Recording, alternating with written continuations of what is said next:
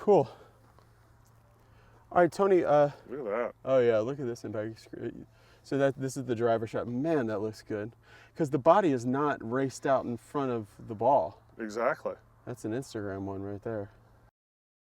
All right, guys, we're moving on to the next section. One thing that we've been talking about, Tony, that kind of comes from the workout world, you know, Yes. Olympic lifting and other things like that. This came up. We used to talk about. We still talk about a lot. The sequence being arms, body, club. Mm-hmm. And now it's something different. Tell me what you kind of started thinking about now. Well, it's going in deeper. It's Yeah. going deeper. And we had an opportunity to interview over 30 strength conditioning coaches, professional basketball, in the NBA, football programs. And the biggest thing that we see now is they talk about this load, explode, and drive.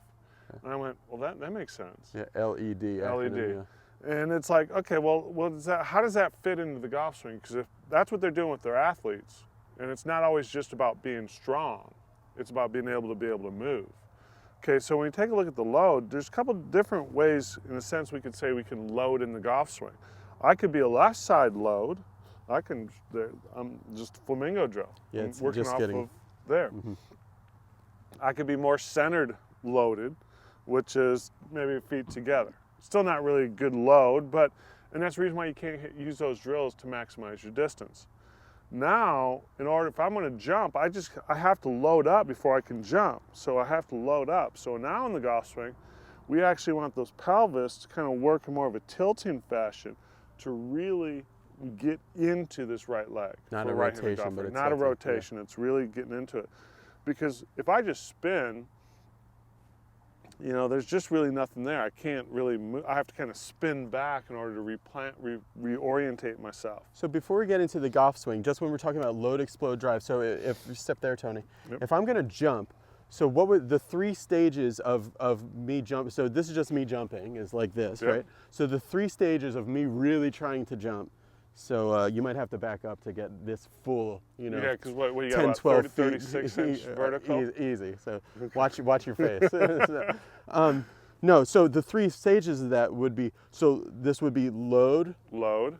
and then in that transition would kind of be the explode. And then, but I'm not done yet. And then the drive would be that comes finish. there. So it's really the load, arms, the arm load, explode, and drive to finish it. Yeah. Yeah, so the we'll- arms are doing in the slow explosion. motion, maybe we'll go. Yeah. Yeah. So the arms are creating the explosion. The drive is Yeah, you're coming right. from the body. Yeah, because if you go and try to jump and then don't do anything with your arms, Yeah. I mean, how high would you jump versus exploding up with your arms? Yeah, I know. If I just had to keep my hands in my pockets. There. and I then- mean, yeah. Yeah.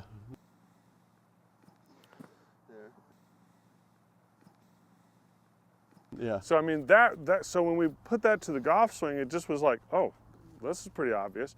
So I can get more in depth here. I can get my arms moving faster. Load, Load. explode, and then drive.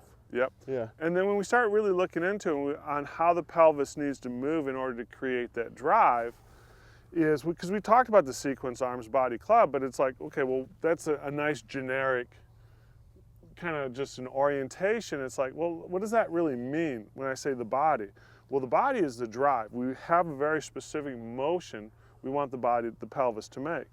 And so from here, that center of pressure works up towards that big toe. And then as kind of a flywheel effect, we want the pelvis to get up and to pivot on top of this lead foot. Yeah, like this is rock solid and the hip is pivoting around that. Exactly. It's pivoting and then coming forward and getting up. There you go. So it's not a spinning motion at all. The axial rotation of the hips is not where the speed comes from. I mean, that was that research by Joyce and others, but this idea of here and here, I mean, other than putting a lot of torque on my lumbar spine, doesn't do anything with the golf swing. So let's say you hit a driver, Tony, and just kind of hit a driver or a couple drivers with this load, explode, drive feeling, and just kind of talk us through, because like a lot of the things we talk about, concepts are really cool and stuff, but in a motor control way of what you think about over the ball, how is this, are you incorporating? So the way I kind of do, I actually flip the club around for me to kind of get that feeling.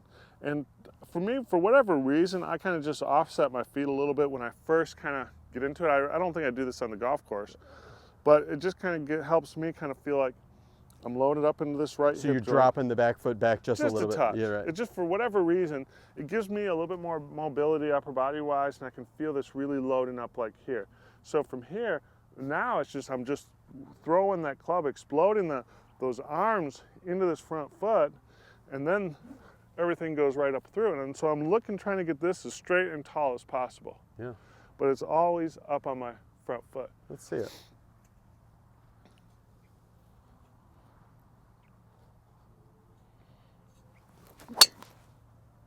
Are you actually thinking, or when you're first doing this, mate, are you actually thinking like load, explode, drive, like just thinking the 3 words, or? It's a feeling, it's an awareness, it's a sensation. Yeah. There's a direction to it. I mean, I'm feeling it here, but it's really a directional throw, exploding into it and driving. So I feel all this, but I'm just taking that club and delivering it right there. So it's not as a mechanical thought, it is just an awareness.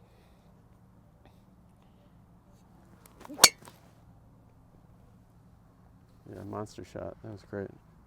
Awkward angles to that nail, I'm going to bend the nail. So the center mass of the hammer, center mass of that nail, and the ball has to be all lined up.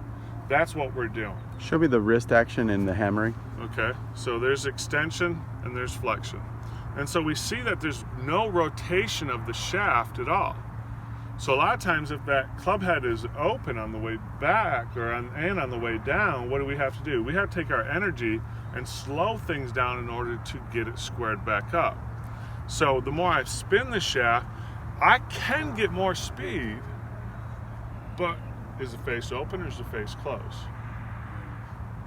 Yeah, so that's where we kind of say, I'm at 95%, but there's still room for more speed, but I have to then change the technique and which one is more advantageous for playing.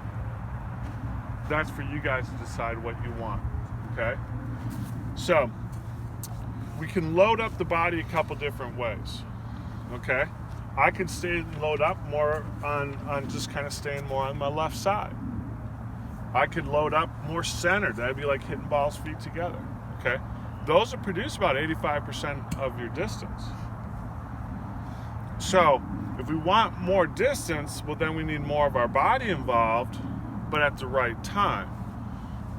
Now I can load up a little bit more on my right side.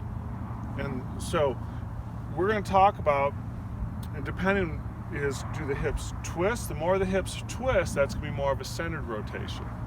The more the hips you kind of squat into this right leg, that's more of the load, so that way you can go faster into the ball. But that may not work with your particular style. So that's where we got to kind of talk about it.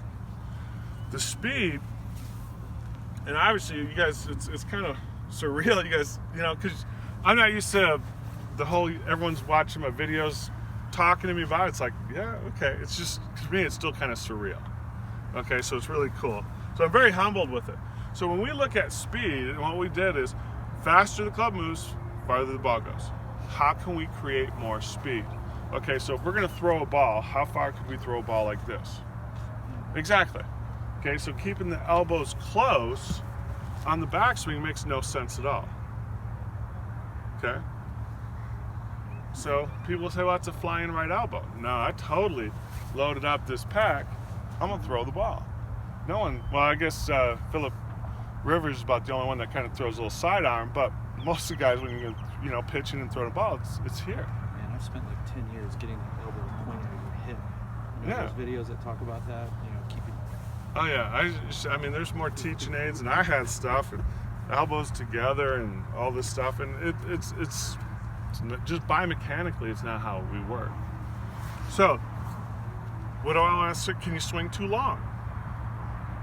Not Sure. if you can control it. Yeah. Not if you can control it. So that's the question: is what can you control? I actually would want your swing to kind of we're going to talk about your swing to kind of get a little bit more control at the top. It's a little too soft.